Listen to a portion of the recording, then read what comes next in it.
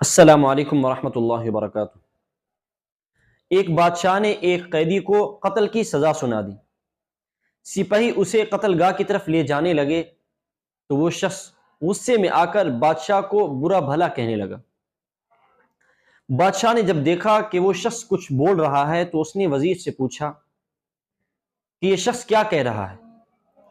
وزیر نیک دل انسان تھا، اس نے سوچا اگر میں نے سچ سچ بتا دیا تو بادشاہ غصے میں آ کر ممکن ہے کہ اسے قتل کرنے سے پہلے سخت اذیتیں دینے والی سزا کا حکم سنا دے۔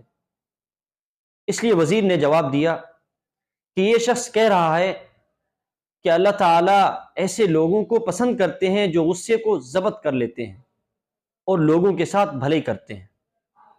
تو بادشاہ مسکرایا اور اسے آزاد کرنے کا حکم دے دیا۔ اسی لیے کہتے ہیں